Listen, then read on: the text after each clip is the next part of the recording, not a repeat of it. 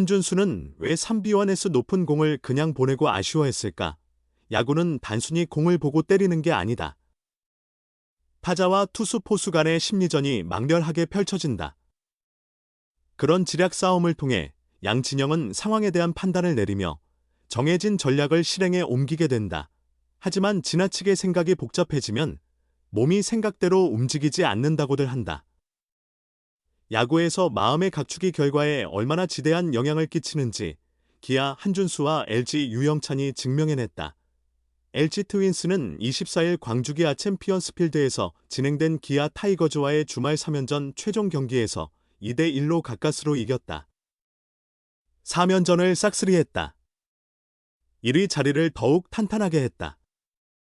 반면 5강 경쟁의 한창인 기아는 뼈아픈 5연패를 당하게 되었다.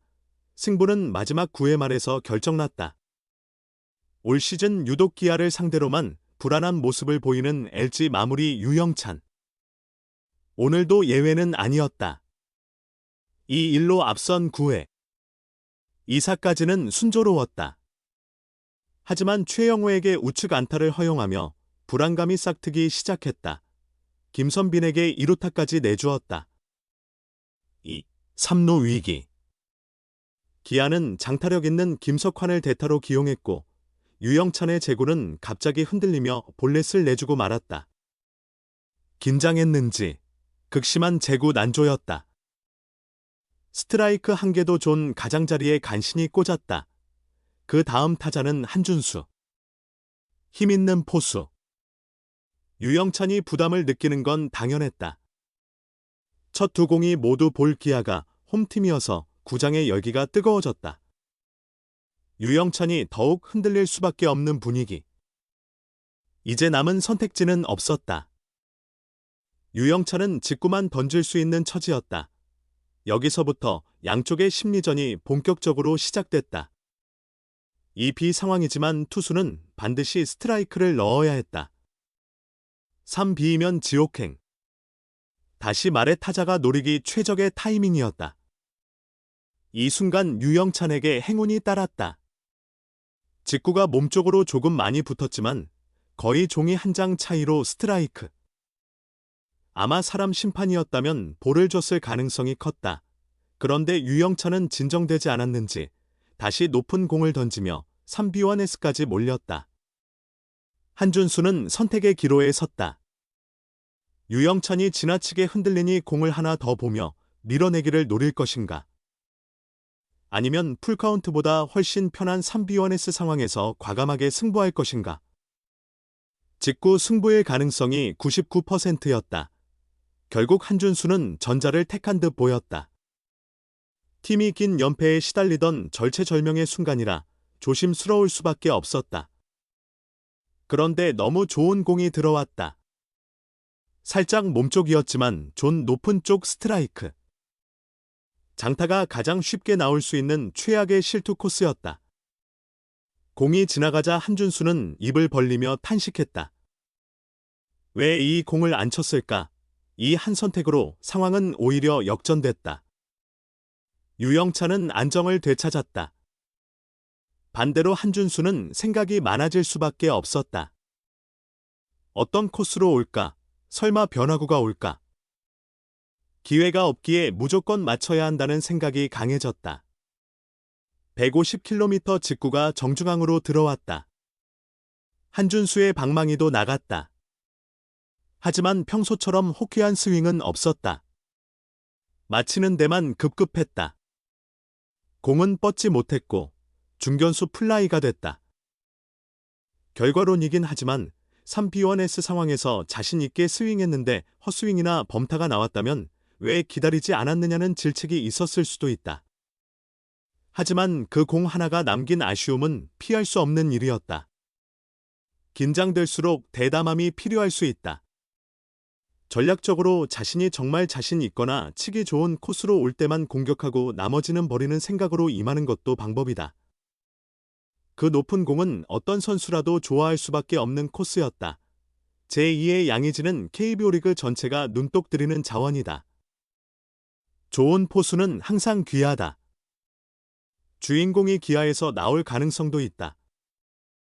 이범호 감독이 지목했다. 바로 한준수다. 물론 숙제도 분명하다. 한준수는 올 시즌 19일까지 73경기에서 타율 0.253, 6홈런, 22타점을 기록 중이다. 2024 시즌 115경기에서는 타율 0.307을 기록했다. 손색이 없다. 다만 올해 후반기는 상황이 다르다. 타율 0.355, 3홈런, 9타점, 오패스 1.186을 기록했다. 전반기는 쉽지 않았지만 후반기 방망이에 불을 붙였다. 기아가 들쑥날쑥한 가운데서도 한준수는 묵묵히 자기 몫을 해내고 있다. 선배 김태군과 함께 안방을 책임지고 있다. 이범호 감독은 방망이는 충분한 실력을 갖췄다. 풀 시즌을 뛰면 지금보다 훨씬 더 좋은 모습이 나올 수 있다. 그 정도 능력이 있는 선수다라고 말했다. 양의지 얘기도 나왔다. KBO 리그 역대 손꼽히는 공수 겸장 포수다. 38세 시즌인 2025년에도 여전히 펄펄 날고 있다. 19일까지 타율 0.329, 19홈런, 78타점을 기록 중이다. 수비는 귀신 소리까지 듣는다. 여우 같은 볼 배합이라 불린다. 한준수도 충분히 이런 길을 갈 수 있다고 본다. 다만 갈 길은 멀다. 수비 때문이다. 이 감독은 더 공부해야 한다. 투수 리드를 보완하고 블로킹과 주자 견제 등 세밀한 부분까지 신경 써야 한다.